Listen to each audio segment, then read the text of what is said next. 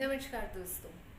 हमारे यहाँ जब इंक्वायरी आती है स्पोकन इंग्लिश की या आइल्स की, सो स्टूडेंट्स इवन हाउस वाइफ्स या वर्किंग पर्सनस इतने कंफ्यूज होते हैं रिगार्डिंग देयर इंग्लिश स्पीकिंग कि उनको ऐसा ही होता है कि जब तक हम स्पोकन इंग्लिश के क्लासेस ज्वाइन ना करें तब तक हमें इंग्लिश नहीं आएगी।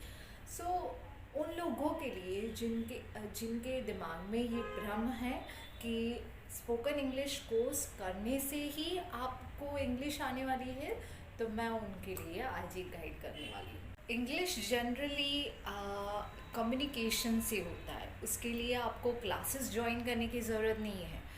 ज़्यादातर हम लोग क्या समझते हैं कि हमारा एजुकेशन, हमारी पढ़ाई, हमारी बुक्स, ये सब चीज़ें जब इंग्लिश में होगा, इंग्लिश में हम पढ़ेंगे, इंग्लिश का पूरा ग्रामर हम रटेंगे, तभी हमें इंग्लिश आनी चाहिए और आएगी, ऐसा ज़रूरी नहीं है। इवन इफ़ आप अंगूठा छाप हो, मतलब आपकी पढ़ाई बहुत सारी नहीं है, फर्स्ट या सेकंड स्टैंडर्ड या फिफ्थ स्टैंडर्ड तक ही आप पढ़े हो, फिर भी आप इंग्लिश बोल सकते हो। मैं ज़्यादातर जब जानती हूँ ना कि इंग्लिश हमारे मदर टंग लैंग्वेज की तरह ही होती है, जैसे कि हम गुजराती, हिंदी, मलयालम, तमिल, पंजाबी, जिस तरह से हम बोलते हैं उसी तरह से इंग्लिश भी एक लैंग्वेज है। उसके लिए आपको ज़रूरी है कि आप अपने दोस्तों के साथ, अपने फैमिली मेम्बर्स के साथ, अपने रिश्तेदारों के साथ या इवन अपने कॉलिग्स के साथ या अपने पार्टनर्स, स्कूल फ्रेंड्स के साथ कम्युनिकेट करिए इंग्लिश में, तो ही आप इंग्लिश में बोल पाओगे। अगर आप कोई बुक्स रट रहे हो, इंग्लिश कोर्स की बुक्स पढ़ रहे हो और आप ये सोच रहे हो कि ओह मुझे ये वर्ड्स तो आ गया, ये सेंटेंस आ गया है, इस तरह से कभी आपको इंग्लिश नहीं आ पाएगी। बिकॉज जैसे कि मैंने पहले बोला कि ये लैंग्वेज है, लैंग्वेज में बोलना जब आपको सीखना है तो उसके लिए आपको रेगुलर बेस पर प्रैक्टिस भी करनी रहेगी। जब तक आप प्रैक्टिस नहीं कर पाओगे तब तक आप इंग्लिश में नहीं बोल पाओगे।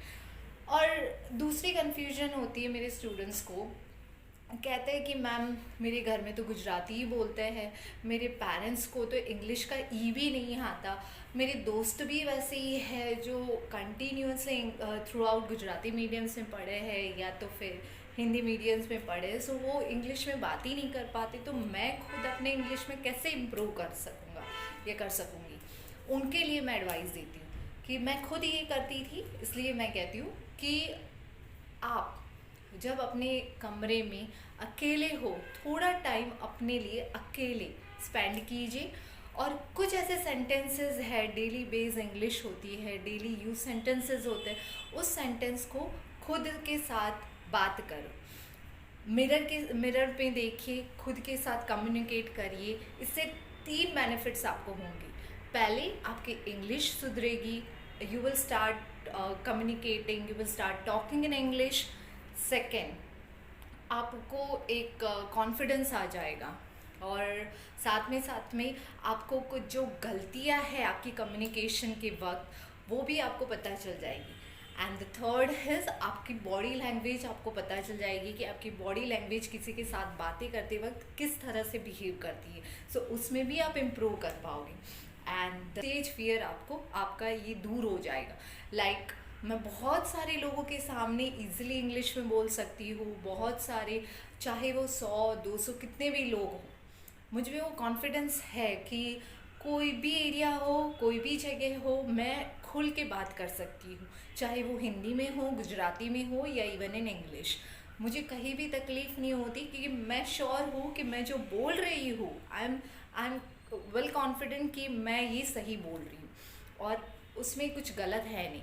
सो इसी तरह से मिरर टॉक इसको कहते हैं कि मिरर में बातें करना खुद से, उससे ये सारे बेनिफिट्स होते हैं। इसको पागलपन नहीं कहा जाता, क्योंकि मैं बहुत स्टूडेंट्स को ये समझाती हूँ और वो लोग हंसते हैं कि मैम हम कैसे जोकर लगेंगे, अगर कोई देख लेगा हम ऐसे मिरर में बातें करते हो तो क्या ये तो पागल हो गया है क्या। इससे आपकी इम्प्रूवमेंट्स होगी आपके कम्युनिकेशन में और बातों में। आई होप आज का वीडियो आपको यूज़फुल रहेगा। बाय।